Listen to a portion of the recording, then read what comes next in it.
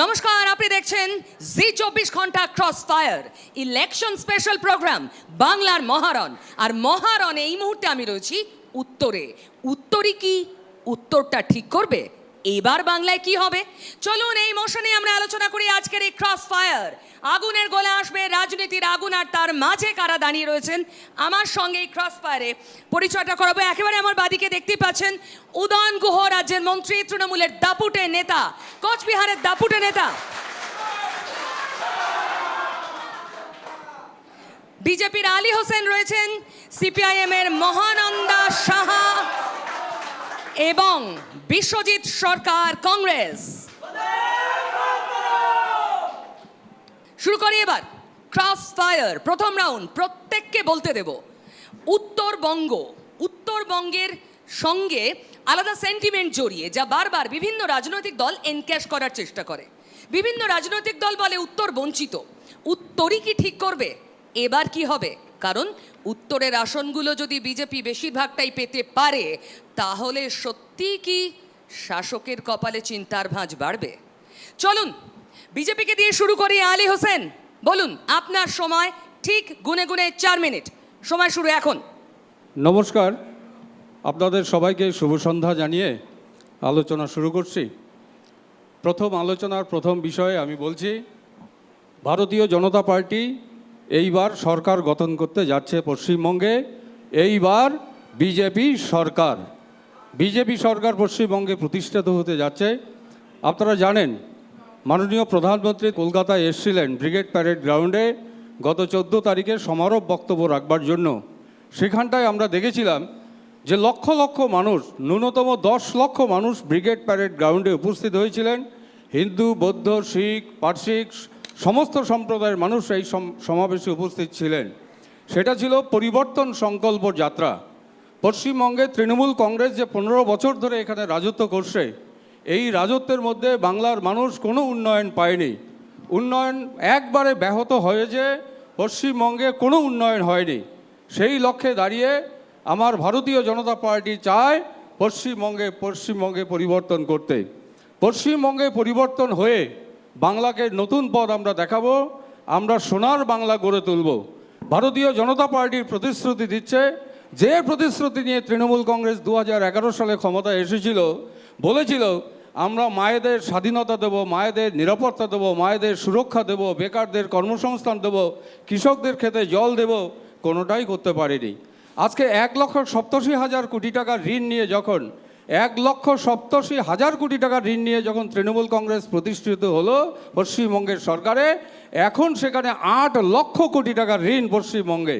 তাহলে ঋণের রাজত্বে পশ্চিমবঙ্গে জর্জরিত। যে শিশুটি আজকে জন্মগ্রহণ করলো আমাদের কোচবিহারে, সে 80,000 টাকার ঋণ নিয়ে জন্মগ্রহণ করলো। আজকে যে বৃদ্ধ আমার ভাইটি বা আমার দাদা, আমার ঠাকুরদা মারা গেল, সেও 80,000 টাকার ঋণ নিয়ে আজকে মৃত্যু মুখে পতিত হলো। কে ঋণ নিয়েছে? তারা তো কোনো ঋণ নেয়নি। আমার বাংলার মানুষ তো কোনো ঋণ নেয়নি। ঋণ নিয়েছে পশ্চিমবঙ্গ সরকার। আর তৃণমূল সরকার পশ্চিমবঙ্গে থাকার কারণে আমরা ঋণের জর্জরিত হয়ে গিয়েছি। সুতরাং সেই জন্য বাংলার মানুষ আওয়াজ উঠিয়েছে সারা পশ্চিমবঙ্গ জুড়ে। তৃণমূল কংগ্রেস সার্বিক দিক থেকে ব্যর্থ হয়েছে, এখন আমাদের বিজেপির পালা। 35 বছর আমরা বামফ্রন্টকে দেখেছি, 77 থেকে 2011 সাল পর্যন্ত। 30 বছর আমরা কংগ্রেসকে দেখেছিলাম, 52 থেকে 77 সাল পর্যন্ত। 15 বছর আমরা দেখলাম তৃণমূল কংগ্রেসকে। আজকে এই অবস্থায় দাঁড়িয়ে বাংলা আজকে নিঃস্ব হয়ে গিয়েছে। বাংলায় পরিযায়ী শ্রমিক আজকে সব থেকে বেশি ভারতবর্ষের অন্য রাজ্যগুলোতে গিয়ে তারা দিনপাত করছে। সেখান থেকে কর্মসংস্থান করে তারা বাংলায় এনে তারা কোনো ক্রমে দিন উপার্জন করছে। এই সরকারের কোনো কর্মসংস্থান নেই। সেই জন্য বাংলার মানুষ সিদ্ধান্ত নিয়েছে 26-এর নির্বাচন, তৃণমূলের বিসর্জন অনিবার্য। সত্যি কি এবার চতুর্দিকে দিকে দিকে আওয়াজ, আব কি বার ভাজপা সরকার? সত্যি তৃণমূল কিছু করেনি? উদয়ন গুহ, আপনার সময় 4 মিনিট। এখন আগলি বার বিজেপি সরকার।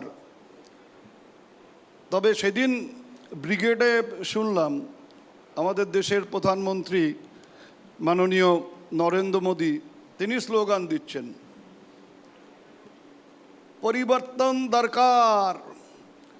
দর্শকরা চিৎকার করছেন বিজেপি সরকার। তার মানে তিনি পরিষ্কার বলে দিচ্ছেন যে পরিবর্তন দরকার, বিজেপি সরকার।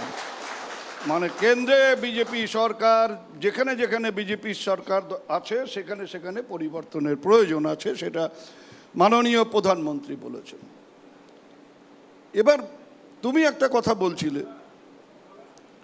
যে উত্তরবঙ্গ কি করবে, উত্তরবঙ্গ কি বিজেপিকে বেশি আসন দিয়ে পরিবর্তনের পথ দেখাবে? তোমার জানা আছে যে গত 21-এর নির্বাচনে উত্তরবঙ্গের 54টি আসনের মধ্যে বিজেপি 30টি আসনে জয়লাভ করেছিল। তারপরেও কিন্তু বিজেপি 77 পার হতে পারেনি। এবার 30-এর আশা নেই এবং সার্বিকভাবে পুরো রাজ্যে 50 পেরোবে না। বিজেপি বলেছে সোনার বাংলা গড়ে দেব। উনি বলছিলেন যে সোনার বাংলা গড়বেন, সোনার বাংলা গড়বেন। সোনার ভারতটা গড়লেই তো সোনার বাংলা হয়ে যায়। যুক্তরাষ্ট্রীয় পরিকাঠামোতে ভারতবর্ষ মানে কি? ভারতবর্ষ বলে তো কিছু নেই। আছে পশ্চিমবাংলা, আসাম, উড়িষ্যা, বিভিন্ন রাজ্য। সেই রাজ্যগুলোকে যদি কেন্দ্রের সরকার সোনার বানিয়ে দেয় তাহলে ভারতবর্ষ সোনার হয়ে যাবে। সব নাকি সোনার, বিজেপি বলে বাংলা ছাড়া, বাংলা সোনার হলেই দেশটা হয়ে যাবে। বাংলা মানে ওই জায়গাটায় ঘাটতি আছে, বাকি সব সোনার। তা এই জায়গাগুলোকে, সেই পথ বেছে নিয়ে বিজেপি ঠিক করেছে যে বাংলাকে বঞ্চিত করতে হবে, বাংলার মানুষকে বঞ্চিত করতে হবে। আজকে বাংলার মানুষ মানে অনুপ্রবেশকারী। আমি আলী হোসেন সাহেবকে জিজ্ঞাসা করব যে তার জন্ম কোথায়, তিনি কোথায় জন্মিয়েছেন এবং তিনি নিজেকে ভারতবাসী বলে মনে করেন না অনুপ্রবেশকারী বলে মনে করেন। কারণ আমরা দেখছি যে পশ্চিমবাংলায় মুসলিম বাংলায় কথা বলা, তার মানেই হচ্ছে অনুপ্রবেশকারী। 60 লক্ষ বিচারাধীন ভোটার, তাদের ভাগ্যে কি আছে আমরা জানি না। এমন পরিস্থিতি হয়েছে যে এই 60 লক্ষ ভোটার যাদের অনুপ্রবেশকারী বলা হচ্ছে, আমার বিরোধী দলের নেতা তিনি বলেছেন যে এই 60 লক্ষই নাকি অনুপ্রবেশকারী। তাহলে 60 লক্ষ অনুপ্রবেশকারী ভারতবর্ষে ঢুকে পড়লো, পশ্চিমবাংলায় ঢুকে পড়লো, সেখানে বিএসএফ তাদেরকে আটকাতে পারলো না। এই যে লোকগুলো এতদিন ধরে ভারতবর্ষে আছে, তাদের বিরুদ্ধে কোনো কেন্দ্রীয় সরকার ব্যবস্থা নিতে পারলো না কেন? আজকে সারা ভারতবর্ষে সব রাজ্যে 100 দিনের কাজ দেওয়া হচ্ছে, বাংলাকে দেওয়া হচ্ছে না। সময় শেষ, সময় শেষ। উদয়নদা বলেছেন এবার খণ্ডন করার পালা, কিন্তু তার আগে আরো দুই বক্তা। সিপিএম সিপিএম সিপিএম মহানন্দবাবু। হ্যাঁ, দুজনের আলোচনা শুনলাম। দুটো দল রাজনৈতিকভাবে বক্তব্য রাখলেন। এই বক্তব্যগুলো আমরা সারা বছর টিভির চ্যানেলে, মিডিয়ায় প্রতি বছর উৎসব, ভোট, বিভিন্ন সময় আমরা দেখে থাকি। বিভিন্ন ভোটের মধ্য দিয়ে এখন বিজেপি আসছে, মিটিং হচ্ছে, পরিবর্তন হবে, পরিবর্তন হচ্ছে, প্রতিদিন পরিবর্তন হচ্ছে। আমলাদের পরিবর্তন হচ্ছে, নির্বাচন কমিশন, আজকে কুচবিহার জেলার এসপি, ডিএম, তাদেরও পরিবর্তন হলো। তারা বললেন যে বিভিন্ন জায়গায় কাজের ক্ষেত্রে রিপোর্ট খারাপ, এই খারাপ। তো যারা জানেন, এই যারা আছেন দায়িত্বে, তাদের দিয়ে সরকার পরিচালনা করার ক্ষেত্রে ত্রুটি আছে, তারপরেও ব্যবস্থা হয়নি। পরিবর্তনের কথা বলছেন, মানুষ এই সময়কালে দেখেছেন পশ্চিমবঙ্গের পরিবর্তন কাদের হাত ধরে হবে। মানুষ বিশ্বাস করেছিলেন পশ্চিমবঙ্গের অন্তত তৃণমূলের এই সরকারকে আর নেওয়া যায় না, এই সরকারের পরিবর্তন অনিবার্য হওয়া উচিত। এর আগের নির্বাচনগুলোতে মানুষ বিশ্বাস আস্থা রেখেছিলেন, কিন্তু যাদের উপরে ভরসা করে মানুষ বিশ্বাস আস্থা রেখেছিলেন, তারা দেখেছেন এই নির্বাচনকে প্রহসনে পরিণত করতে গিয়ে কেন্দ্রের বাহিনী, কেন্দ্রের নির্বাচন কমিশনকে যারা নিরপেক্ষভাবে ব্যবহার করার দায়িত্ব নিয়ে, আজকে এখানে বিজেপির বন্ধু আছে, তারা পরিবর্তনের জন্য দেশের মন্ত্রী বিভিন্ন আসছে, কোনো দরকার ছিল না। আজকে রাজ্যের মুখ্যমন্ত্রী অনেক দিন আগে প্রাক্তন হতে পারত, যদি কেন্দ্রীয় এজেন্সিগুলো সেইভাবে কাজ করতে পারত, যদি কেন্দ্রীয় এজেন্সিগুলো নিরপেক্ষভাবে কাজ করতে পারত, তাহলে আজকের মুখ্যমন্ত্রীর আগে প্রাক্তন কথা বসতো।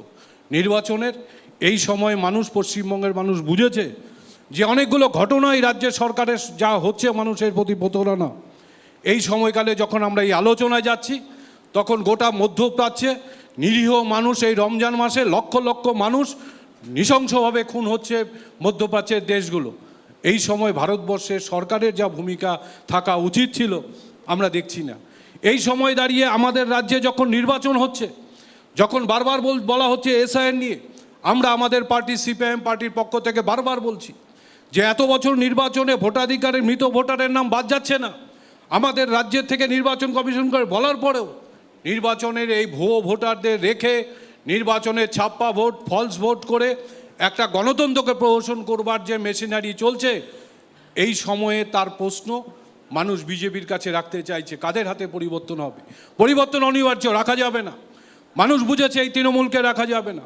আর এই পরিবর্তনের নতুন বার্তা যেই জায়গায় দিয়ে আজকে এখানে উদয়নবাবু আছেন, তারা বিভিন্ন প্রশ্ন বলেন, বামপন্থীরা এখানে হয়তো বলবেন বামপন্থীরা শূন্য শূন্য, সিপিআইএম শূন্য, বামপন্থীরা শূন্য, কোথায় তাই লোক এইভাবে তৈরি করে দিয়ে দুটো দলকে সামনে নিয়ে যে রাজনীতি, আজকে গরিব মানুষ দিশেহারা পশ্চিমবঙ্গে।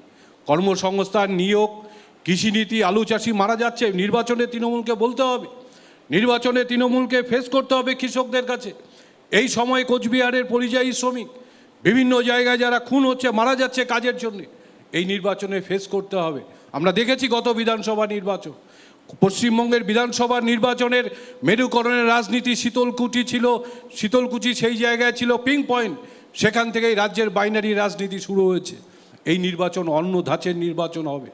এই নির্বাচনে মানুষ তাদের গণতান্ত্রিক অধিকার প্রয়োগ করবে, যার জন্য আজকে ক্রস ফায়ারের মধ্যে, আলোচনার মধ্য দিয়ে, টেলিভিশনের বিভিন্ন চ্যানেলের মধ্য দিয়ে দুটো দল, দুটো রাজনীতি, দুটো ভাষা, দুটো ধর্মকে নিয়ে যে রাজনীতি করা হচ্ছে, এই নির্বাচন এই ইস্যুগুলো মূল প্রাধান্য পাবে না, কারণ মানুষের সময় শেষ। বিশ্বাসযোগ্যতা শেষ হয়েছে। কংগ্রেস সময় শেষ, সময় 4 মিনিট।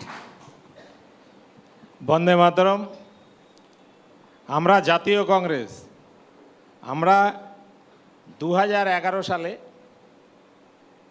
পরিবর্তন রাজ্যের লোক চেয়েছিল, আমরাও চেয়েছিলাম।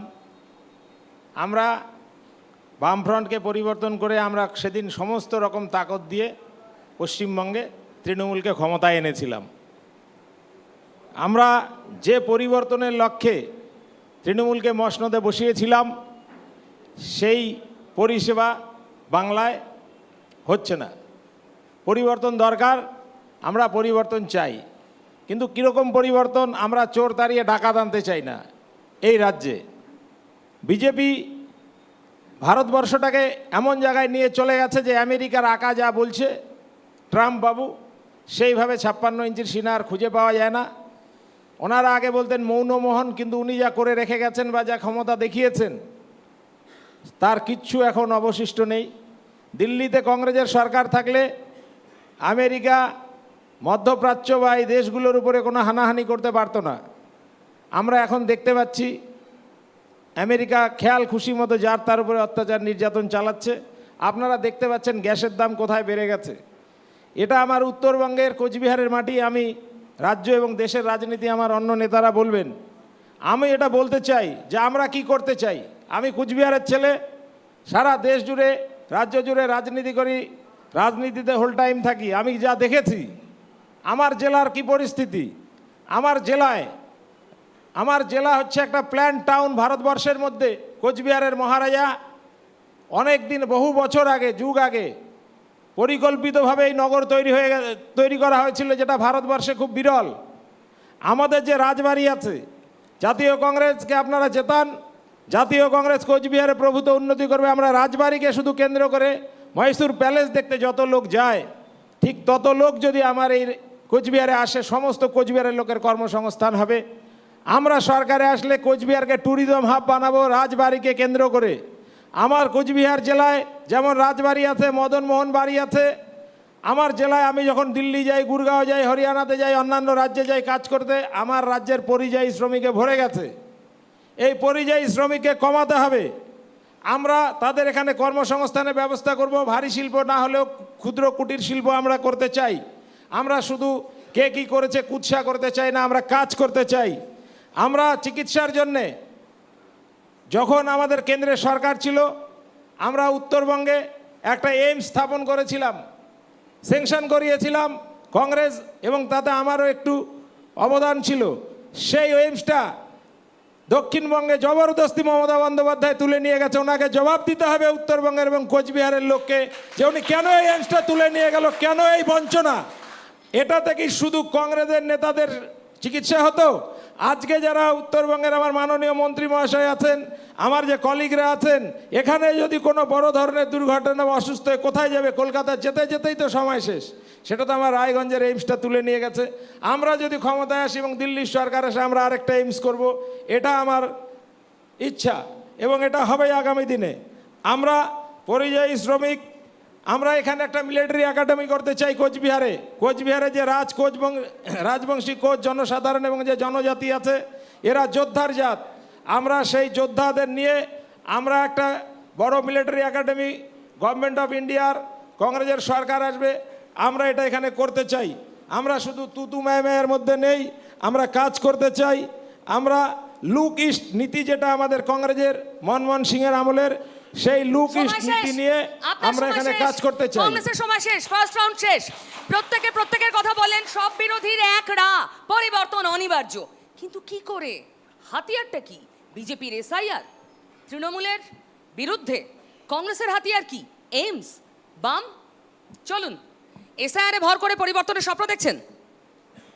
দেখুন, পরিবর্তন তো অবশ্যই হবে, তার মধ্যে এসআইআর একটা অন্যতম ইস্যু। মাননীয় মন্ত্রী মহোদয়ের একটা প্রশ্নের উত্তর আমি দিতেই চাই। মোদিজি স্লোগান দিয়েছিলেন পরিবর্তন দরকার, আমরা পিছন থেকে আমরা বলেছিলাম চাই বিজেপি সরকার, নয় বলেনি যে ইসের। আপনি যেভাবে বলছেন পরিবর্তন বিজেপি সরকারের নয়, তৃণমূল সরকারের পরিবর্তন চেয়েছিল আমার সেখানকার ব্রিগেডের মানুষ। আর একটা কথা বলছিলেন অনুপ্রবেশকারী সম্পর্কে বলি ম্যাডাম। অনুপ্রবেশকারী সম্পর্কে বলা হয়েছে যে 60 লক্ষ যে লজিক্যাল ডিসক্রিমিনেশনের মধ্যে বলা হয়েছে বিচারে দিন। আপনি বললেন নাকি 60 লক্ষ মানুষ নাকি অনুপ্রবেশকারী, তা নয়।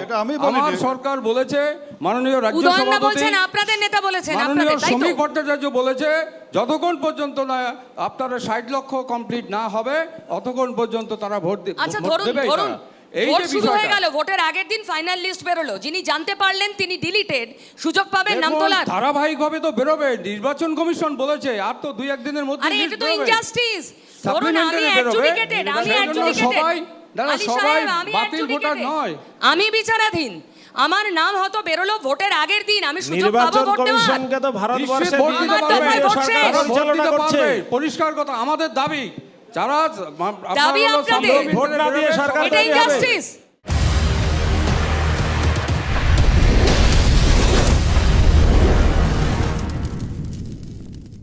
আমি একটা কথা বলি, আলী হোসেন সাহেব একটি কথা বললেন যে উনি পেছন থেকে, ব্রিগেডের পেছন থেকে চিৎকার করে বলেছেন যে চাই বিজেপি সরকার। কিন্তু প্রথম রাউন্ডে উনি যখন বলছিলেন তখন বললেন যে ব্রিগেডে উপস্থিত ছিল 10 লক্ষ হিন্দু, শিখ, অন্যান্য ধর্মাবলম্বী, কিন্তু মুসলিমদের কথা বলেননি। তাহলে আমার মনে হয় আলী হোসেন সাহেব মুসলিম, তিনি নিজে বলছেন যে তিনি ওখানে হিন্দু ছিল, শিখ ছিল, মুসলিম ছিল না। তাহলে তো আপনি তো ছিলেন না ভাই। শুনুন বাবু, আপনি ব্রিগেডের ছবি দেখেছেন, হাজার হাজার মুসলিম ভাই বোনেরা তারা সেখানে গিয়েছে, সবাই গিয়েছে। আপনি রেকর্ডটা শুনে নেবেন আপনার বক্তব্যের। আপনি যদি মুসলিম বলে থাকেন আমি উদ্যোগ করব, কিন্তু আমি তো স্বয়ং আছি বিজেপি। আর একটা কথা আমি বলছি, আমি স্বয়ং বিজেপি, আবার আমাকে কেন বলতে হবে? যে মহানন্দ যে বলছে একটা কথা যে পরিবর্তন চাই, পরিবর্তন চাই, কাকে দিয়ে পরিবর্তন করবে মহানন্দকে সেটা ভাবতে হবে। এখন আগে রাম পরে বাম, এটা ফেল করে গেছে, এটা যে হয়নি, তার ফলে মহানন্দরা শূন্য হয়েছে। শূন্য এমনি হয়নি, আগে রাম বাম পরে বাম করতে গিয়ে এই শূন্য হয়েছে। এখান থেকে আগে বেরিয়ে আসতে হবে। মহানন্দ ভালো ছেলে, ও কিন্তু এটা জানে না যে শূন্যকে শূন্য দিয়ে গুণ করলে ওটা শূন্যই থাকে, ওটা কোনো সংখ্যায় পরিণত। আজকে উনি শূন্য বলতে পারে। উনার প্রয়াত নেতা, উনার প্রয়াত বাবা শ্রদ্ধেয় কমল গুহর হাত দিয়ে যখন পশ্চিমবঙ্গে কোচবিহারে বামপন্থী আন্দোলন তৈরি হয়েছে, আজকে সিপিআইএমের কোচবিহারে বামপন্থী যত কর্মী আছে, এত কর্মীও কমল গুহর হাতে ছিল না। পরিবর্তন এইভাবে পরিবর্তন বলছেন, কিভাবে পরিবর্তন হিন্দু মানুষ মুসলিমের মানুষ বাইনারির মানুষ মধ্যে ঢুকবেন কি করে? মানুষ কোন মানুষ তো ভরসা না, করছে না। বাইনারি শেষ, একটার পর একটা ভোট, বাইনারি শীতলকুচি কি করে? শেষ, প্রমাণ কি করে? শীতলকুচি শেষ, কিসে প্রমাণ? এই শীতলকুচি রাজনীতি শেষ। এবার আপনি আর বলছেন, হিন্দু মুসলিম, প্রমাণ পেলেন কোথায়? হিন্দু মুসলিম হবে না, অবাধ ভোট, না, না। গণতান্ত্রিক অবাধ কিভাবে? ভোট হলে, কিভাবে? গণতান্ত্রিক এবার অবাধ ভোট আমিও হলে বলছি, মানুষ সেটা বামপন্থীদের স্বপ্ন, আমিও- সেটা স্বপ্ন দেখছেন। আমিও তো বাস্তবটা কি? এটাই বাস্তব। হ্যাঁ। এবার হিন্দু মুসলিম হবে না, এবার যেটা হবে বাঙালি এবং গরিব মানুষ এক হলে এবং বামপন্থীরা বাঙালি জিতবে। বিরোধী গরিব শক্তি মানুষ এক করতে যারা পারলে বাঙালিদের বামপন্থীরা জিতবে। যারা বাঙালিদের ঘৃণা করে, যারা বাঙালিদের ওপর অত্যাচার গরিব করে, মানুষ। যারা বাঙালিদের পাওনার থেকে বাঙালিদের বঞ্চিত করে, সেই শক্তির সাথে বাঙালিদের লড়াই, সেই লড়াইয়ে হিন্দু থাকবে, মুসলিম থাকবে, খ্রিস্টান থাকবে, বৌদ্ধ থাকবে, বড় হিন্দু মুসলমানের ব্যাপার। একটা কথা বলতে চাই, বামপন্থীরা জিতবে। এইবারে যে রাজনৈতিক লড়াইটা হবে, এক পাশে ধর্ম, অপর পক্ষে অধর্ম থাকবে। এক পাশে ধর্ম আর এক পাশে অধর্ম, ধর্ম অধর্মের লড়াই হবে, হিন্দু মুসলমানের কোনো লড়াই নয়।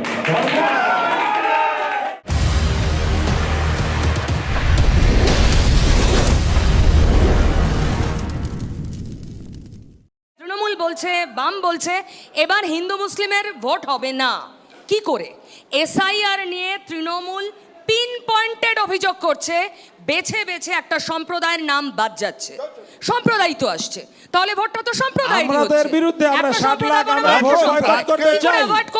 আজকে আমি বলছি যে পরিস্থিতি দাঁড়িয়েছে, যে ভারতবর্ষ মানে কি একটা গণতান্ত্রিক রাষ্ট্রের সবচাইতে নিরপেক্ষ যে এজেন্সি, সেটা হচ্ছে নির্বাচন কমিশন, যার উপর ভরসা করে সারা ভারতবর্ষের মানুষ অপেক্ষা করে থাকে তাদের মতদানের মধ্যে দিয়ে। আমরা ভোটের এসআইআর এর মধ্যে দিয়ে দেখছি নাম বাদ দেওয়ার চক্রান্ত চলছে। প্রচুর মুসলমান, এমনকি রাজবংশীরা বাদ যাচ্ছে না।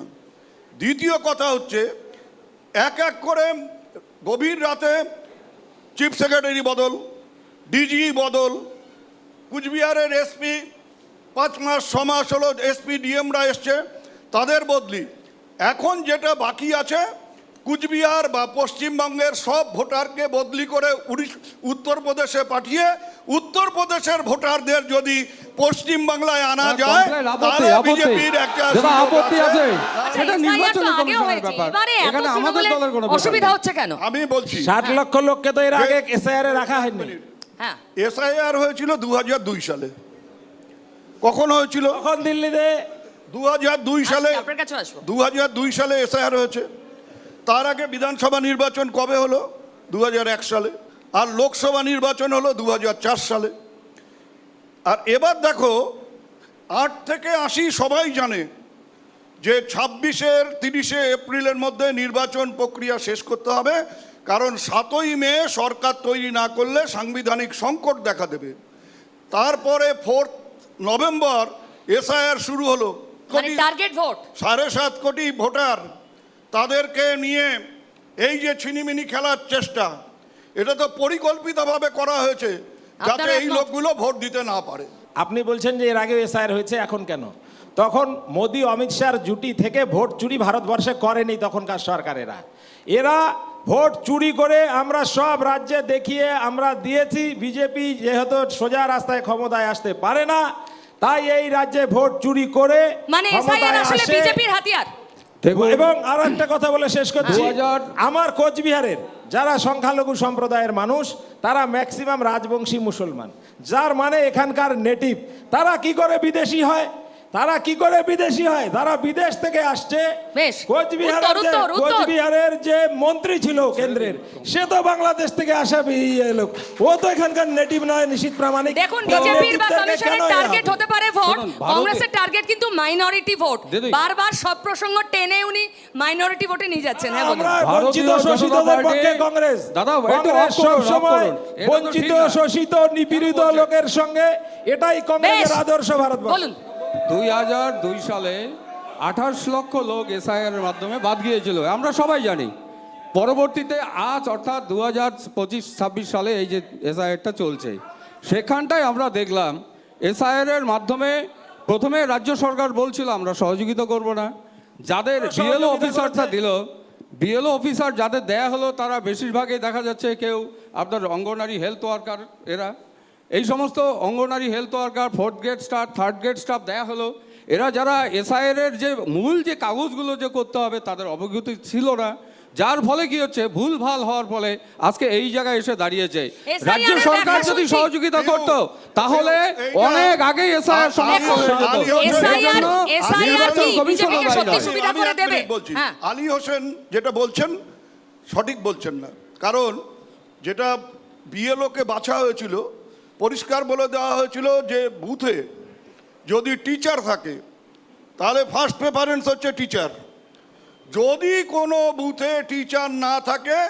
তবে তখন ওখানে ওই তোমার অঙ্গনারী বা অন্য কোনো যারা আছেন তাদের না আমরা এটার মধ্যে আছি, এটা সম্পূর্ণ এই প্রচেষ্টাতে আছি আমরা। রাজ্য সরকারি এরা- কর্মচারীদের এরা থাকার আমাদের ঘরে কথা। বিজেপি দোষটা উদয়নবাবু, পাচ্ছে। রাজ্য সরকারি কর্মচারীদেরই থাকার ম্যাডাম, কথা। আচ্ছা অন্যদের বেশ, থাকার এই কথা তর্ক নয়। চলবে। এবার দর্শকদের ওখানে প্রশ্ন কে কে করবেন?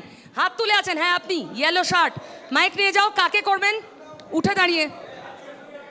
আচ্ছা নমস্কার, আমার প্রশ্নটা হচ্ছে মাননীয় মন্ত্রী উদয়নবাবুর কাছে।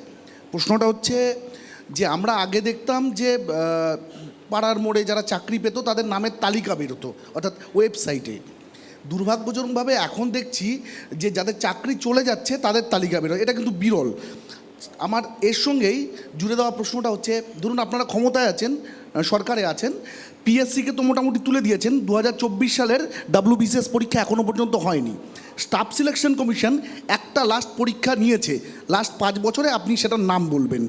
আর এখন পর্যন্ত এত কটা প্রশ্ন হলে কি করে কটা হবে? রিক্রুটমেন্ট হচ্ছে? আমি রিক্রুটমেন্ট প্রশ্নেই বললাম। আমি বলছি যে চাকরি নিয়ে কিছু সমস্যা আছে, কারণ আমাদের এখানে চাকরি যখনই হবার কোনো একটা প্রশ্ন এসছে, সুযোগ এসছে, তখনই দেখেছি যে চৌরঙ্গিতে দাঁড়িয়ে যে ব্রাহ্মণ সন্তান গোমাংস ভক্ষণ করেছেন তিনি সাথে সাথে হাইকোর্ট বা বাইনারি, সুপ্রিম আবার বাইনারি। হাইকোর্ট বা সুপ্রিম কোন কোর্টে খাদ্য চলে কে যাচ্ছেন। খাবে? ব্রাহ্মণ খাবে না কে খাবে? তিনি কিন্তু গোমাংস ভক্ষণ করেছেন। মানুষ যে কোনো খাবার খেতে খাবার পারে, খেতে পারেন, আপনি বলতে কিন্তু- পারেন না কিন্তু কে তিনি- কি খাবে আর কি তিনি- তৃণমূল না, কি না, করে না, দেবে? না, আমি বলবো না। তার জন্য আমি- যা কিছু খেতে পারে। আমি বলবো না। তার খাদ্য যে তার কোনো জন্য কিছু খেতে কি? পারে। আমি বলবো না, কিন্তু তাকে আমি চ্যালেঞ্জ করে বলি, তিনি ভোটে দাঁড়িয়েছেন। তার জন্য কি হয়েছে? তিনি চাকরি রাজনীতি- চোর ভোটে জিতবে যাদবপুরে, তিনি রাজনীতি- ব্যাপক ভোটে জিতবে না, না, যাদবপুরে।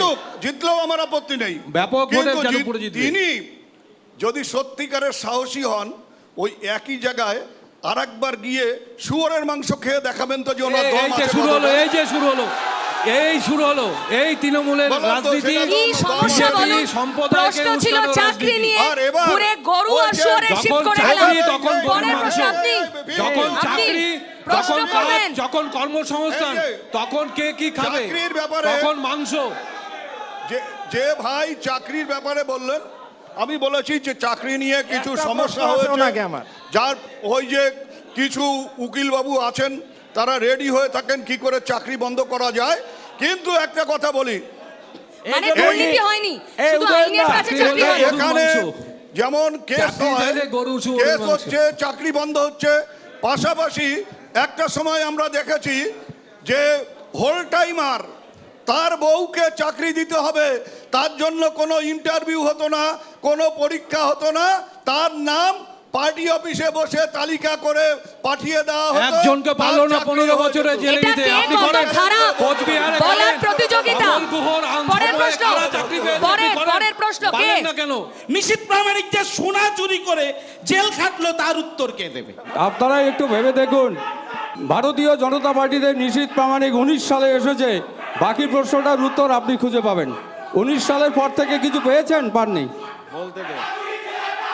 আচ্ছা, আপনি এবার বলুন, চাকরির দুর্নীতির কথা উঠছে, কে কার ভাগাভাগি, কে কত খারাপ, তার কম্পিটিশন চলছে। এই দুর্নীতির জন্যই কি এই পরেশ অধিকারীকে আপনারা টিকিট দিয়েছেন, যে আপনাদের কাছে লোক নেই যাকে বরখাস্ত করেছেন উদয়ন দা? প্রথম কথা, পরেশ অধিকারী মেয়ের চাকরির ব্যাপারে যখন কথা হয়েছে তখন পরেশ অধিকারী না এমএলএ না মন্ত্রী। তাই মুখ্যমন্ত্রী না, দুর্নীতি না, করার এটা আপনি অসত্য ব্যাপারটা বলছেন আসে দাদা। না। দাদা পরেশ অসত্য অধিকারী তখন বলছেন। MLA দাদা এমএলএ ছিল, অসত্য বলছেন। ওই সময় ছিল না, ওই সময় ছিল না, তুমি বলো। মানে ওই আর particular দিনে? ওই সময় ছিল না। আর একটা কথা, আলী সাহেব স্বপ্ন দেখছেন যে এবার ওরা ক্ষমতায় আসবেন। আমি দুটো প্রমাণ দিই। আমারও একটু দুশ্চিন্তা ছিল যে বিজেপি হয়তো ভালো করে ফেলতে পারে, কিন্তু আমি নিশ্চিন্ত হয়ে গেছি দুটো কারণ দেখে যে বিজেপির কোনো চান্স নেই। একটা হচ্ছে বিরোধী দলের নেতা শুভেন্দু অধিকারী, তিনি এসে দাঁড়িয়েছেন ভবানীপুরে মাননীয় মুখ্যমন্ত্রীর বিরুদ্ধে, কিন্তু শুধু ভবানীপুরে দাঁড়ানোর সাহস পাননি, সাথে নন্দীগ্রামও রেখে দিয়েছেন। যদি এটা মনে হতো যে ক্ষমতায় আসবে মুখ্যমন্ত্রীকে পরাজিত করে, তাহলে একা শুধু ভবানীপুরে দাঁড়াতেন। আর একটা হচ্ছে, যিনি 19 সালে 21 সালে পরপর নির্বাচনে দিনহাটায় জয়ী হলেন, তিনি দিনহাটায় দাঁড়াবার সাহস পেলেন না। অভিযোগ আপনি ভোটের বাহুবলের কাজ করেন, আপনার ভয় ওখানে টিকতে পারছে না বিরোধী দল। ভালো কথা। আমার কথা হচ্ছে, যদি ওখানে না দাঁড়িয়ে কোথাও না দাঁড়াতো, বুঝতাম যে ও ভোটে দাঁড়াবে না, কিন্তু ও আমাদের সাহস বাড়িয়ে দিয়েছে, বুঝিয়ে দিয়েছে যে সব জায়গায় যেতে। তার মানে বলছে যে এনারা নিশ্চিত ভয় পায়। ভারতীয় জনতা পার্টি, দিদি শুনুন, ভারতীয় জনতা পার্টি 2021 সালে আমরা 8খানা, আমাদের সাংগঠনিক জেলা মেখলিগঞ্জ বাদ দিলে 8খানা বিধানসভার আসনের মধ্যে আমরা 7খানা আসন জিতেছিলাম। তার মধ্যে উদয়ন বাবু নিজেই দিনহাটাতে পরাজিত হয়েছে। এতগুলো এমএলএ কি করেছে? এতগুলো এমএলএ কি করেছে? সে হবে মাননীয় বর্তমান মন্ত্রী উদয়ন বাবু কিন্তু 2021-এ পরাজিত হয়েছিলেন। আর এখন উনি দাঁড়াবেন কিনা সেটার দায়িত্ব, সেটার বিষয়ে তৃণমূল কংগ্রেসের পক্ষ থেকে আজকে শুভেন্দু বাবুর সম্পর্কে বলা হয়েছে,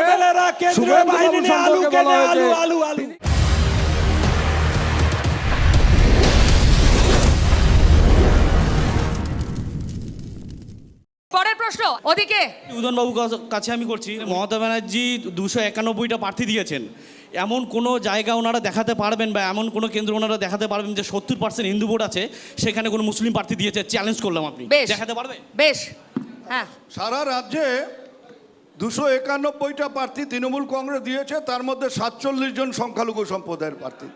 আমি বলছি গতবারের থেকে এটা কম, কিন্তু গতবারের থেকে এটা অনেক কম উদয়ন বাবু। কোচবিহার তো 0 এবং সারা রাজ্যে এটা অনেক কম। এটা জানে যে বিজেপি বাইনারিতে বিশ্বজিৎ বাবুর পাখির চোখ মাইনরিটি ভোট, আমরা কি করে তারা বঞ্চিত?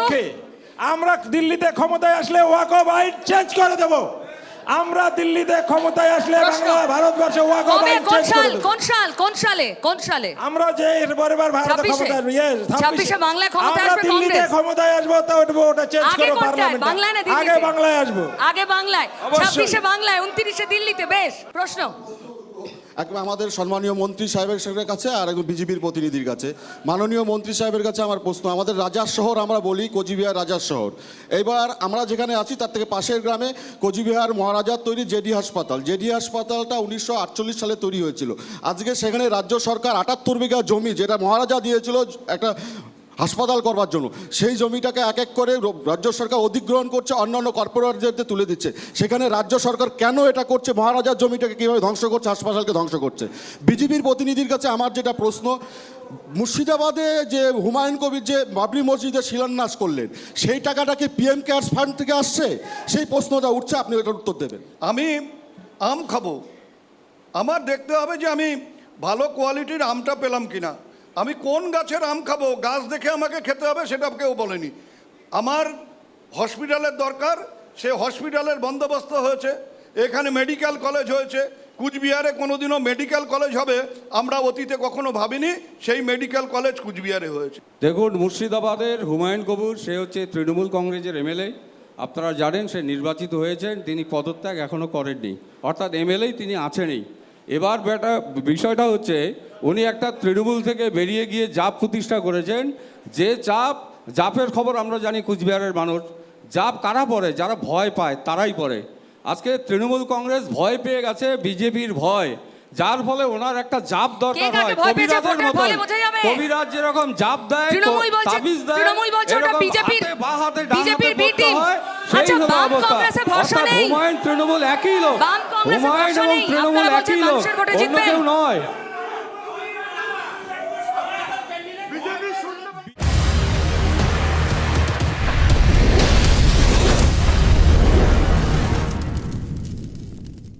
প্রশ্ন প্রশ্ন প্রশ্ন এই যে সামনে। হ্যাঁ, আমার প্রশ্নটা হলো তৃণমূলের প্রতিনিধির কাছে, যেই রাজ্যের মহিলা মুখ্যমন্ত্রী রয়েছেন যিনি অগ্নিকন্যা নামে পরিচিত, সেই রাজ্যে এত পরিমাণে মানে নারীদের সুরক্ষা নিয়ে এত প্রশ্ন কেন? আর সেই সাথে আরজি করের বিচার এখনো পর্যন্ত আমরা পেলাম না কেন? ওইখানে তোমরা দাবি করেছিলে, মহানন্দরা দাবি করেছিল, বিজেপি দাবি করেছিল সিবিআইকে দিয়ে তদন্ত করতে হবে। সিবিআই তদন্ত করার পরে যাকে দোষী সাব্যস্ত করেছে তাকেই রাজ্য সরকার প্রথমে পুলিশ ধরেছিল এবং তারই পরবর্তীকালে যাবজ্জীবন কারাদণ্ড হয়েছে। দেখুন, উদয়নদা ডিফেন্ড করার চেষ্টা করছেন, কিন্তু এটা অস্বীকার করার জায়গা আছে। বিজেপির আজকের দিনেও দুর্বল হলেও স্ট্রং ঘাঁটি উত্তর বাংলা, তার উপর রয়েছে উত্তর বাংলা কারো স্ট্রং ঘাঁটি নয়, উত্তর বাংলা উত্তরের লোকের, কংগ্রেসের ঘাঁটি। উত্তর বাংলা কংগ্রেসের ঘাঁটি, দুর্জয় ঘাঁটি কংগ্রেসের। উত্তর থেকেই কংগ্রেস উত্তরণ হবে। কটা পাবেন বাংলায়? অনেক সিট, কটা সিট পাবেন? কটা? শোনেন, আমরা কংগ্রেস কটা পাবে আমরা এবার? গণৎকার নই যে বলে দিব। কেউ বলছে 200, আমাদের জনগণ ভোট দেবে। গণতন্ত্রে জনগণ শেষ কথা বলে। গণতন্ত্রে জনগণ প্রশ্নই করছে না। ওদের নোটার সাথে লড়াই। আপনার কি মনে হয় যে আপনি ভেবে নিয়েছেন যারা এটা করছে 2011 সালে আমরা না থাকলে এরা পাওয়ারে আসতো? তারপর কোথায় হারিয়ে গেলেন? আমরা হারিয়ে যাইনি। সাইনবোর্ড হয়ে গেলেন কি করে? হয়নি। সাইনবোর্ড হলেন কি করে? 100টা আমাদের এমপি আছে এখনো ভারতবর্ষে, 100 এমপি আছে। বাংলা এবার কেউ টিকবে না, আপনি দেখুন। বাংলাটা আগে উদয়ন বাবু বলেছে না যে বাংলাটা ভারতের বাইরে নয়, বাংলাটা ভারতের বাইরে নয়। হাতি যদি মরে শুয়ে পড়ে তবুও গাধার থেকে উঁচু হয়। আমাদের 100 সাংসদ আছে, আমাদের কিছু না থাকলেও 3টা মুখ্যমন্ত্রী আছে, আর তৃণমূল সর্বোচ্চ পর্যায়ে একটা মুখ্যমন্ত্রী, এটা মনে রাখতে হবে। এটা জাতীয় কংগ্রেস। হাতি মরে শুয়ে পড়লেও গাধার থেকে উঁচু থাকে, এটা মাথায় রাখতে হবে। আমরাই ক্ষমতা এনেছিলাম, আমরাই ক্ষমতা থেকে নামাবো। ক্রস ফায়ারের মধ্যে ফুটছে বাংলার রাজনীতি, আর উত্তর তো বিশেষ করে। আমি মাননীয় মন্ত্রী মহাশয়কে জিজ্ঞাসা করব যে এইবার কিন্তু বাই ইলেকশন না, আপনি কিভাবে জিতবেন?